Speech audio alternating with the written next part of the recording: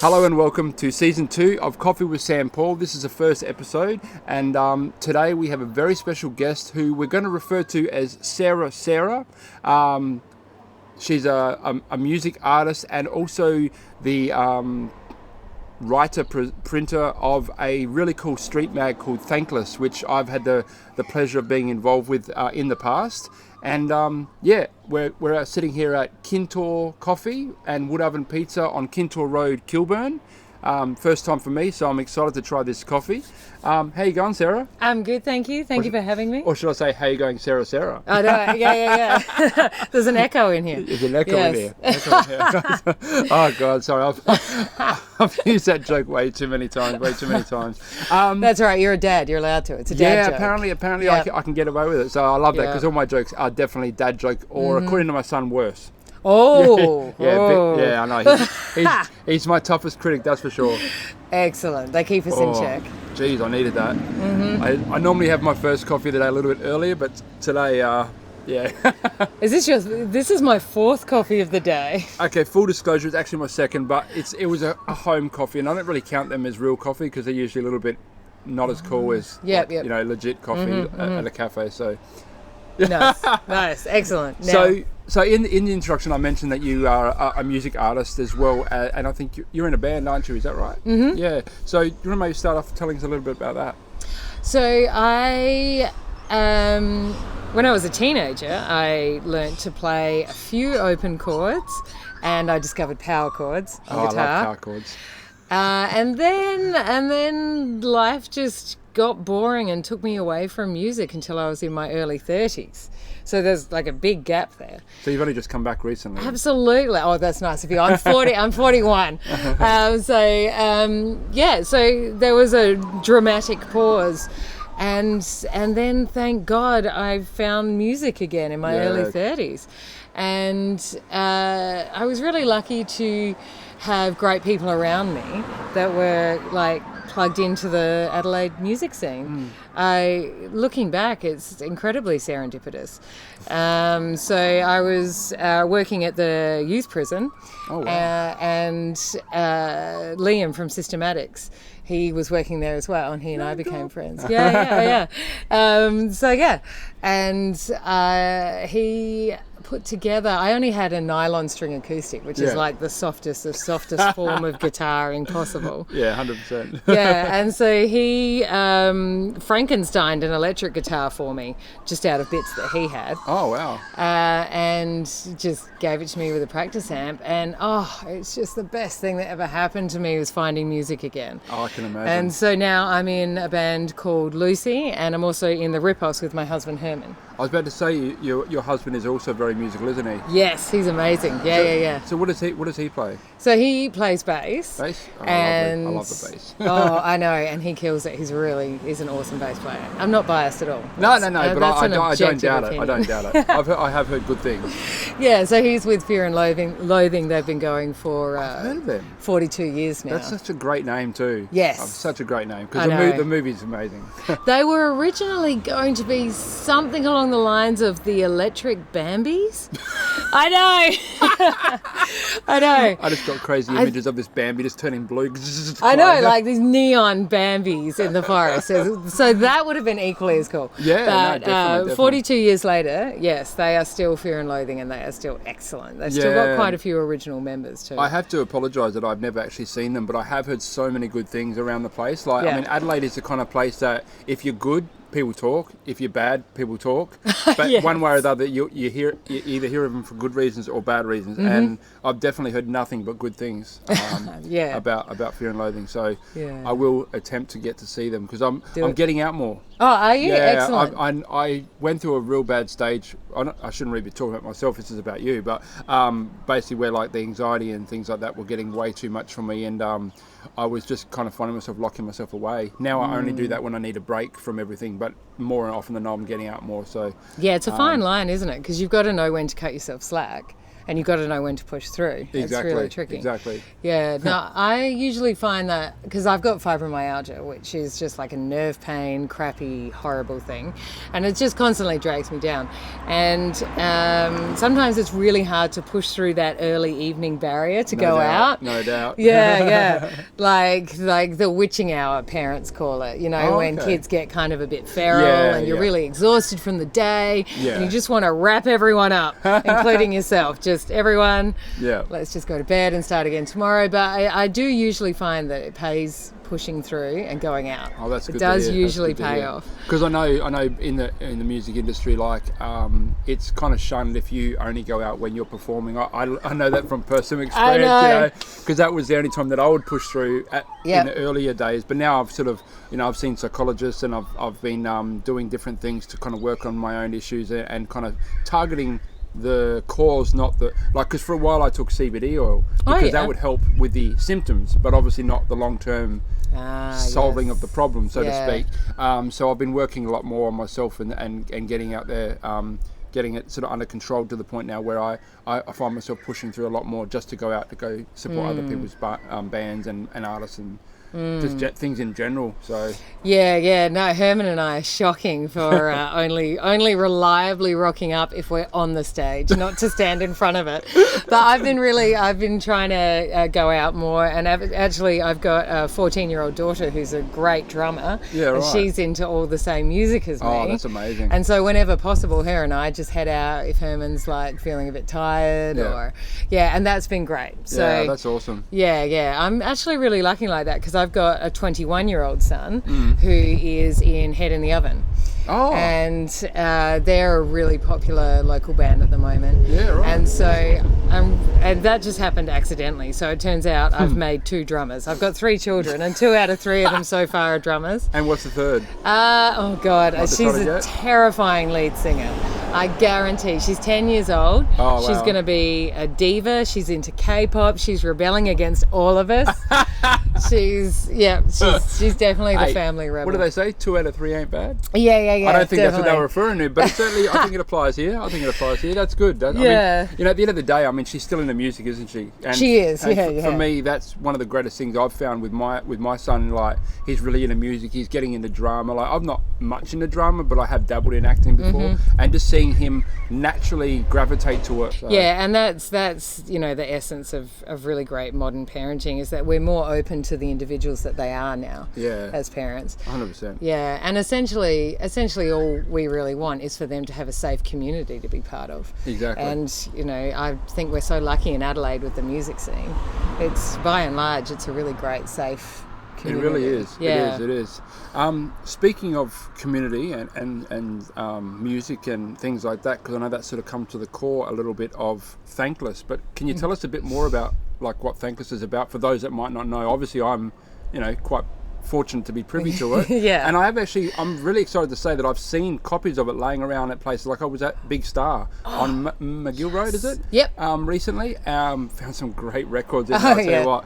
But yeah, I was like, oh my God, it's Thankless. Wow, that's so cool, because I hadn't actually seen it before that, but then I don't get to the sort of stores that they would be being kept in as much as I would like to. So again, that's something I'm trying to make more of an effort to do, and this was one of those days. And but anyway, tell us about Thankless. What's the story behind that?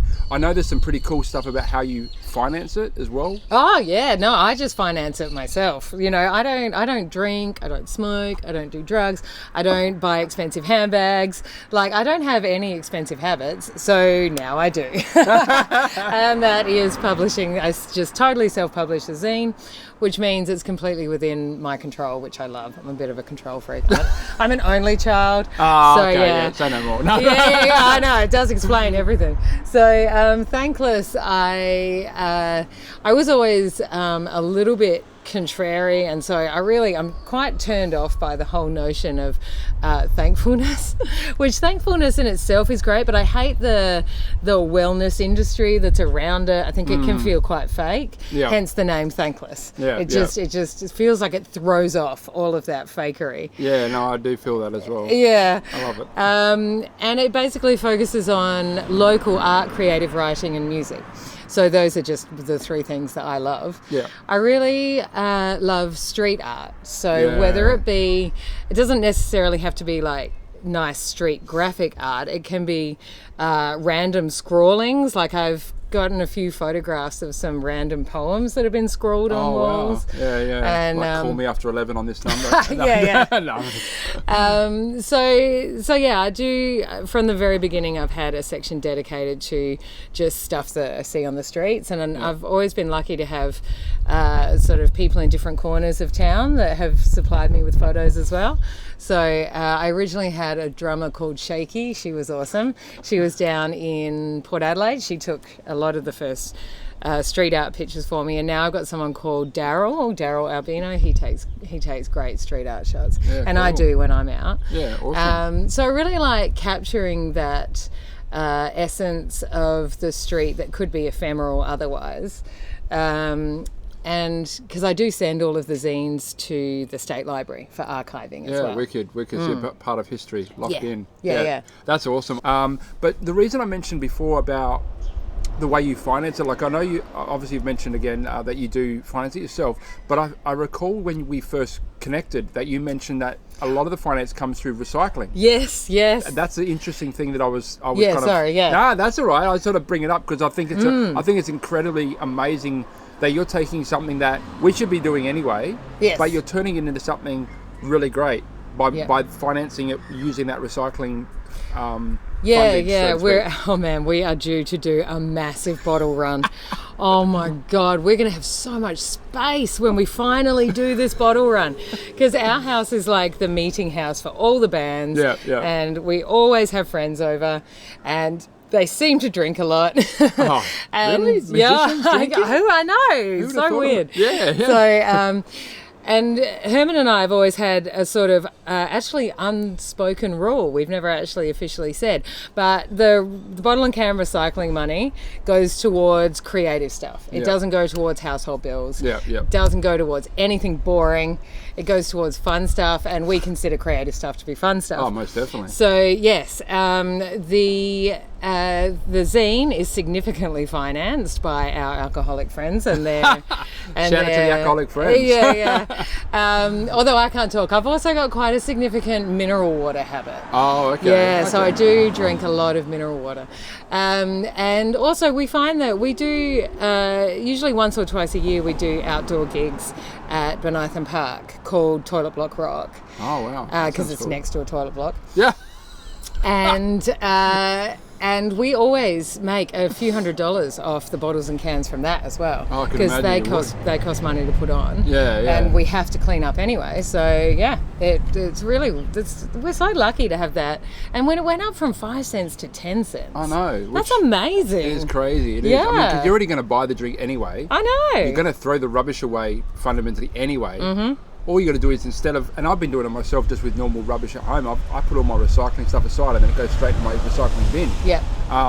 Not stuff that I can get money for, but you know, and it's like it's just a small change of mentality and how you do things. It's not really that hard. Like no. People, I love when I'll be cruising along and you see these people, you know, legs up in the air in a bin, pulling all the recyclable bottles out to get the money, and it's like some people go, "Oh, gross, that's disgusting," but it's you know what? It's awesome. That's all of our rubbish, and they're benefiting from the hard work they're putting in by getting them out, and I think it's fantastic. Which is why I love the way you use that money for your creative stuff, and in particular Thankless, because you know, we used to have Rip It Up, we used to have Onion, which admittedly were a lot more of a commercial kind of venture, but they were still. You know, I mean, they were paramount in the music industry back when I was starting out back in Adelaide in knowing when gigs were and finding out who was touring and all that.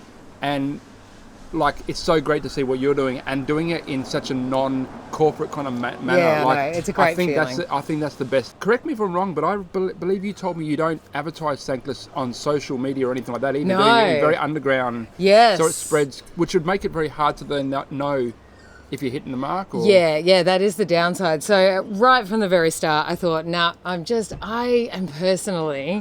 get very tired of social media. I find myself on it all the time. Yeah. And it's just, I just wanted it to be separate. Yeah.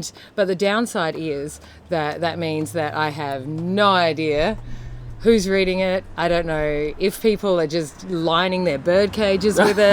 Hey, at least it's gone to good use if that's the yes, case. That's true, Let's be real here. Bird shitting all over my zine. Adding to the street art. Well, yeah, so, exactly. Yeah. It's yeah, like it's fine. art creates art. Yeah, exactly, yes. Actually, if anyone is lining their bird cages with it and you do get some bird shit art on the street art, that could work. Send it in, I reckon. Oh, hell yeah. And how would they reach you if they wanted to send something in? Or if James Thankless has an email. I'm James Thankless. I did actually already know that, but I wanted you to tell the people watching. So I'm James Thankless. It's right on the front of every issue. Yep. James Thankless is the Gmail is the only way to get in contact. I might even put that in the links of the I'll YouTube give video the too. address. Just so that so it's there if people want to check it out. Yeah, if they have it, because I mean I know that the run you do is fairly small by comparison to a lot of magazines, but if we can try and help you kind of get the word out there, I mean I think definitely because I mean I love it. I mean you've asked me a few times to contribute to it in different ways, and I just get so excited, like just because I love writing, but I'm always just writing songs. I don't generally write much else these days. I'm kind of very one-minded, even though I've got ideas for TV shows and movies in my head. So when you reach out and say, hey, do you want to write this or write that for Thankless, I'm just like, ooh, using my writing for good. yeah. Well, one thing that we do is we always reach out to bands and ask for the lyrics they're most proud of and ask them to tell us about them. Because lyrics are like such a lost art form, know. And I love the backstory of lyrics. Definitely. It's always fascinating. So there's always that section as well. That's awesome. So the small runs, they are very small. Usually only 40 hit the street every month. Yep. So I do a run of 50, and then I've got some subscribers who who subscribe. I think I've lost track. I should be keeping track, but I sort of just got them to give me $20 once, and then I just give them issues. Yeah, right. That's awesome. So it's not the best business model. I think we're far beyond. No, but I think what you've highlighted by the fact that you don't really care too much about covering the cost of the subscription. Nah. Other than an initial small fee, which is really small. I mean, like you look at like a Rolling Stone magazine, it's like a lot of money for 1 year, and you're talking like basically as long indefinitely. Indefinitely. But also the fact that you're not tracking how many, like that the copies are all going out. You know roughly how many print, but that's about it. Yeah. It just shows the lack of corporatism involved with it, and I think that is at the core of what art and creativity is all about. Yes. It shouldn't be. I mean, yes, okay, artists need to be paid. We are worth something. What we do, it has monetary value to those that want to consume it. But the fact that you're not focused on that is beautiful. Like I think people should out there that if they pick up a Thankless, they should get in touch with you via the email and say, hey, how can I make a donation? I would love to know, or even I'd just love to know what you enjoyed in it. It's got such a weird array of things. It really does. It's got, I made up my own horoscopes, horror as in double R, horoscopes. And so I completely went through and just renamed all of the traditional horoscope signs. At the time, I was helping my kids with maths, and I'm terrible at maths. And so I chose really obscure mathematics terms to like rename all of the horoscopes. And I just have fun with them every month. Like So there's a really weird array of stuff in there, and I'd love to know what resonates with people. So unless there's anything else you wanted to quickly touch on, or in 2 weeks' time we've got another Toilet Block Rock gig coming up. So at Benithan Park, just behind where the circuses usually are, opposite the old Coke factory. Oh, fantastic! So we've got Head in the Oven headlining, and The Munch, and Pegasus, and my band The Ripoffs, and Snapdragon, and Tom Redwood. And awesome. It's BYO alcohol, fully licensed, all good. Do you have a flyer for that? I can give you the link. Shoot me the flyer and I'll add it onto the end. I'll edit it onto the end of the video. So if you want to come and check it out, and you can maybe catch up with Sarah and talk to her about Thankless and all the other wonderful things she's involved with, because this is the kind of person we need more of in Adelaide. Just it helps keep us all sane. Like, let's be real. Like, no one wants to work 9 to 5 every week and not have any way to let off steam, you know. And gigs and art and creativity are the cornerstone, basically. I mean, look at the Fringe. I mean, the Fringe is a perfect example, but unfortunately, it only runs for like, you know, what is it, about 6 weeks of a year, you know. So Adelaide's awake for 6 weeks, and then we go back into hibernation, like, you know. But yeah, thank you so much, Sarah. Thank you to Kintor Coffee for allowing us to film. Not that we actually asked permission, but they haven't complained, and they made a damn good coffee. So I will definitely be back here again, because it's nice coffee, nice atmosphere, very chilled. But yeah, thank you again. Thank you for having me. And yeah, I hope I might even try to catch you at that gig. Do it. Cool. Awesome. Peace.